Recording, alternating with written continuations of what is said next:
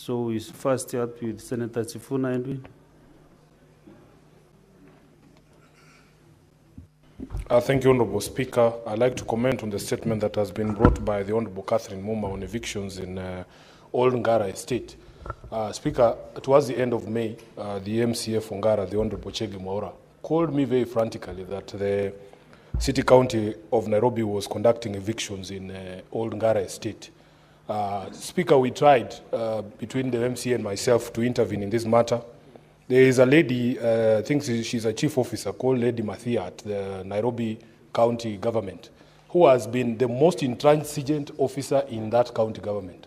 She has given us so many problems, Honourable Speaker. Members of the housing committee of this house will know that this matter does not just stop in Old Ngara. The residents of Woodley, Honourable Speaker, have faced the same spectre. And in fact, in the case of Woodley, people like Sam Gashago, the chairman there, have actually gone up to the court and obtained court orders. Honourable Speaker, there was a court order that was issued on the 9th of May, stopping those evictions in Woodley Estate. The chief officer has continued to disobey those court orders. Honourable Speaker, they are even using goons to evict people from Woodley and these other estates that we're talking about. There's a gentleman called Robert Kang'ethe, who's the owner of plot number 357 in Buruburu Riverbank Settlement Scheme. He's always in my office here because he similarly has a court order that was issued in 2021 requiring the housing department of the county government of Nairobi to revert ownership to his name because they had given an illegal allocation to somebody else. Honourable Speaker, the MCAs of Nairobi have done their bit. They have gone as far as passing a censure motion against this very officer because of her intransigence and the disobedience of court orders that have emanated from these cases. Honourable Speaker, I want the Senate to know that as we speak today, and including the statement that was brought by the Honourable Okiya Omtatah, there are almost 3 pending standing invitations to the county government of Nairobi to discuss these matters, including matters of development. Just in the last 1 month, a meeting with the Nairobi County government at the Public Accounts Committee was postponed because of the unavailability of the governor. Last week, actually it was Thursday, the committee that has just given a statement here on education, the county government of Nairobi was supposed to appear before the Senate to discuss questions of ECDE development in Nairobi. There are whole wards, Honourable Speaker, including wards like Roysambu, who do not have a single ECD.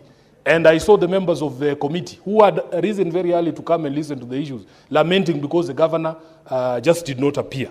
Then the devolution committee has invited the governor of Nairobi. We were going to discuss all issues of stalled projects in Nairobi.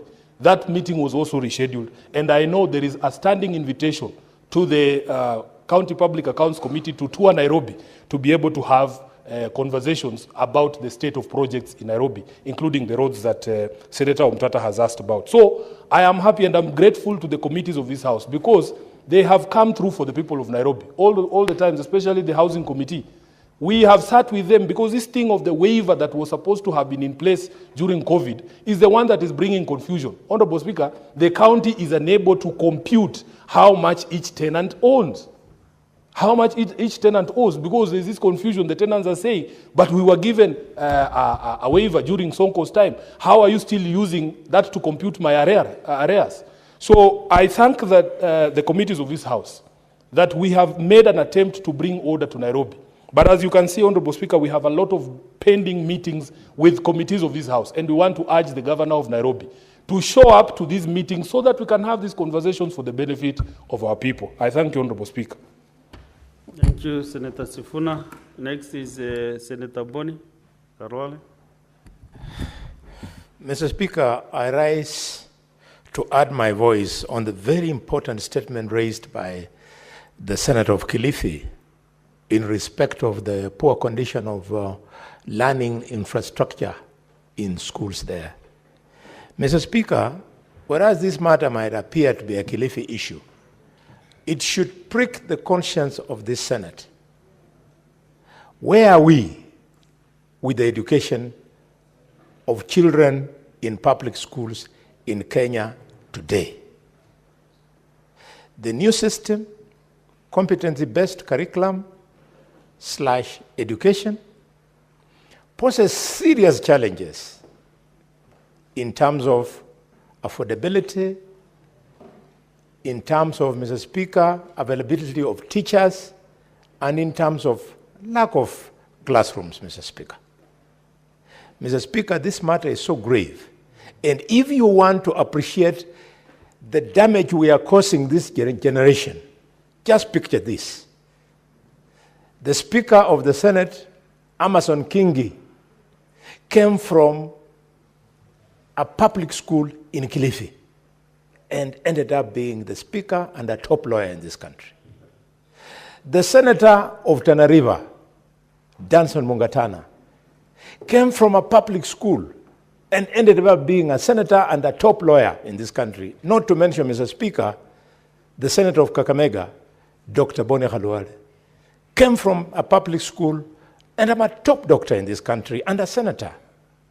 Mr. Speaker, imagine the number of children we are locking out, the number of Kingis, the number of Khalwales, the number of Mungatanas, the number of all of you.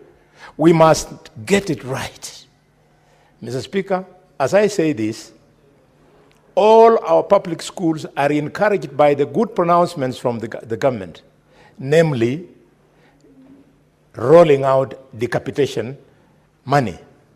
That money, Mr. Speaker, is only in the headlines of newspapers. It is only in the beautiful speeches by the ministers. The money for decapitation, but for capitation, the money for capitation, Mr. Speaker, is not on the ground.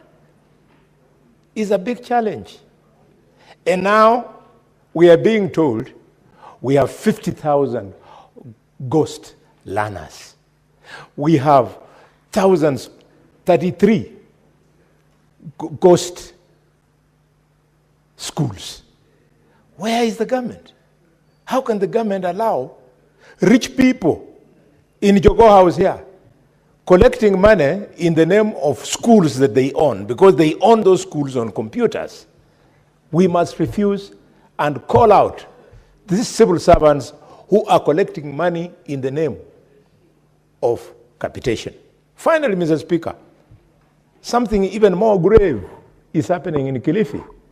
Some religious group is very generous, giving our children lunch, but with a condition that before you take my lunch, you must recite some prayer in some religious organization that I don't understand.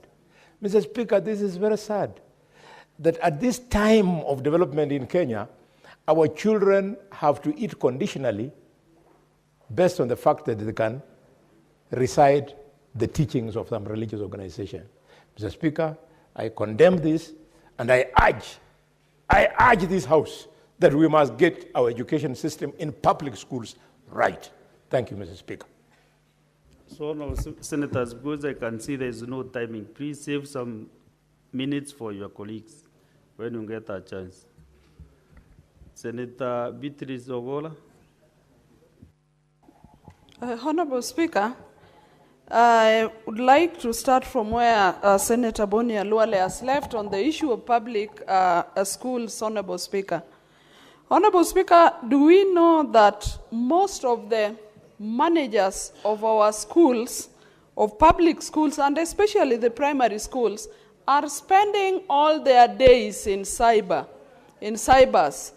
in the many urban centers around those schools, because the ministry requires some data which even when they send is never rightly taken in, and it is for those reasons that those schools are not even able to get their capitation.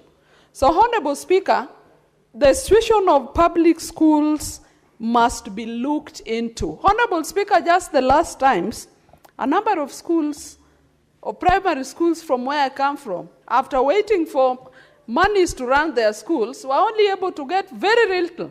Some of them 18,000, some of them 20, as low as 1,000 shillings. The head teachers of those schools are not able to run schools.